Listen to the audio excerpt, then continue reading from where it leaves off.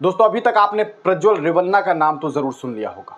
ये स्क्रीन पर जो तस्वीर आपको दिखाई दे रही है, ये जो लाल घेरे में शख्स आपको दिखाई दे रहा है, ये वही दरिंदा प्रज्वल रेवन्ना है जिसने हजारों महिलाओं का बलात्कार किया, उसके वीडियोस बनाए और खुद मौजूदा वक्त में ये सांसद था हासन लोकसभा क्षेत्र से, कर्नाटक से।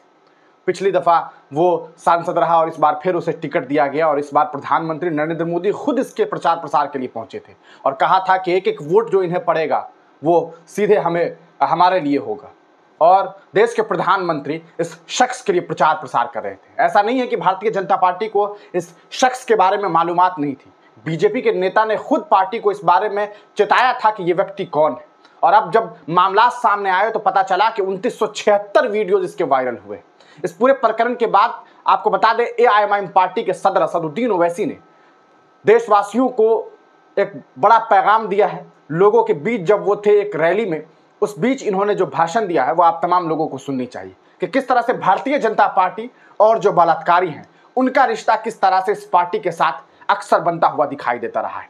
उन्होंने देश के प्रधानमंत्री पर हमला बोला है, देश के गृह मंत्री पर हमला बोला है और साथ ही साथ ये बात भी कही है कि अगर यहां पर मामला थोड़ा सा इधर उधर होता तो यहां पर लव जिहाद की बात शुरू हो जाती, यहां पर एनआईए की छापेमारी अभी तक शुरू हो गई होती। लेकिन चूंकि मामला एक ऐसे शख्स का है जो खुद देश के प्रधानमंत्री को जानता है और प्रधानमंत्री जी इनके लिए वोट मांगते हैं, और यह शख्स आपको बता दें पूर्व प्रधानमंत्री एचडी देवगौड़ा साहब जो थे हमारे, उनका पोता है।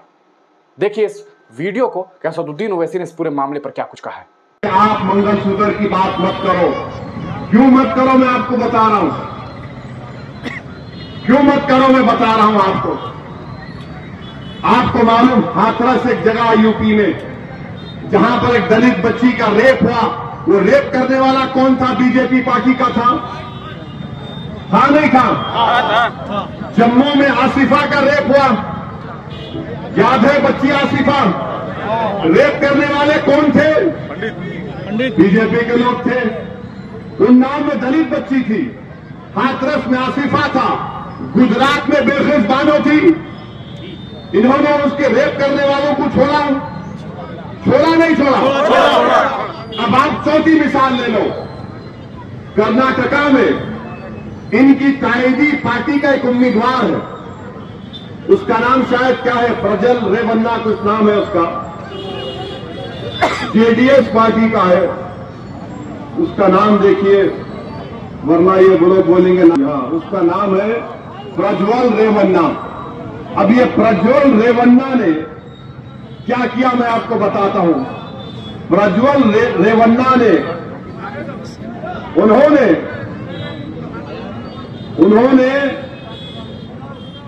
2000 वीडियो बनाए। किसके वीडियो बनाए?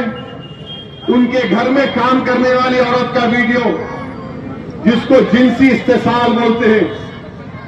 2000 वीडियो घर में काम करने वाली।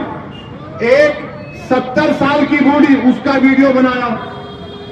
उसमें पुलिस में कोई ऑफिसर है, उसका वीडियो। कोई टीवी के एंकर है, उनका वीडियो। कोई गवर्नमेंट के ट्रांसफर के लिए आए, आप उनका वीडियो बना लिए। 2000 वीडियो उसके, ये उम्मीदवार इसने अपने वीडियो बनाए। यानी औरतों से इस तरह से उसने उनकी जिंदगी बर्बाद कर दी इस कमीने ने। अब आप बताइए, उस शख्स के लिए नरेंद्र मोदी जाके वोट मांगे। नरेंद्र मोदी उस शख्स के लिए जाके वोट मांगा है और हमको बोल रहा है कि मंगलसूत्र निकाल के हमको, हम हिंदू बहनों से मुसलमानों को दिया जाएगा। नरेंद्र मोदी, आप भूल गए कि जिस शख्स के लिए आपने वोट पूछ रहे हैं, उसने 2000 ऐसे गंदे वीडियो बनाए। 2000 वीडियो बनाए उसने। गरीब बेचारी औरत परेशान है, मजलूम है, तकलीफ में है, तो इस कमीने ने, इस जालिम ने उनका इस्तेसाल किया और मोदी उसकी तारीफ में वोट मांगने गए थे। और हर तरफ तमाशा ये है कि वो जब वीडियो निकले, रातों रात जर्मनी भाग गया। रातों रात जर्मनी भाग गया। अब नरेंद्र मोदी बोल रहे नारी शक्ति, नारी शक्ति। नरेंद्र मोदी बोल रहे मैं मुस्लिम खवातीन का भाई हूं, मैं नकोरे बाबा देखो तेरे जैसा भाई नहीं चाहिए। आप जिस पार्टी के उम्मीदवार की तारीफ में गए, अच्छा हैरत की बात यह है कि नरेंद्र मोदी को मालूम था कि ये ऐसी हरकत करता है, गंदी हरकत, इसके वीडियोस है, उसके बावजूद भी नरेंद्र मोदी ने जाकर उसके लिए वोट मांगा। आप समझ रहे मेरी बात को? आप समझ रहे? देश का वजीर आजम है, एक गंदे आदमी के लिए यह सवाल हिंदू मुस्लिम का नहीं है, वो बेटी हिंदू की भी है, मुसलमान की भी कमजोर है भाई। आप उसका इस्तेसाल कर रहे हैं और मोदी बोल रहे उसको उसके लिए वोट मांग रहे हैं। देश के वजीर आजम, आपके पास इंटेलिजेंस है, आपके पास रॉ है, आपके पास हर चीज है, आपको सब मालूम था कि यह शख्स जलील है, गंदा है, इंसान कहलाने के लायक नहीं है, तब भी आप जाकर उसके लिए वोट मांगे। ये वजीर आजम क्या कर रहे हैं बताइए आप? और बोलते नारी शक्ति, नारी शक्ति। अरे काहे की नारी शक्ति? नरेंद्र मोदी बड़ी बड़ी बातें करते हैं, मैंने अपनी महिलाओं के लिए रिजर्वेशन दे दिया। अरे कह का रिजर्वेशन दिए जब आप ऐसे शख्स के लिए वोट मांग रहे हैं जिसने 2000 वीडियो बनाए औरतों से इस्तेसाल के, एक्सप्लॉयटेशन के। बताओ बीजेपी वालों, बताओ बीजेपी वालों, आप क्या करेंगे इस बारे में? आप क्या करेंगे इस बारे में? अरे चुल्लू भर पानी में आप लोगों को डूब मरना चाहिए। अब कल बोल रहेंगे नहीं हम उसको सस्पेंड कर दिए। सस्पेंड करने का मतलब ये नहीं है।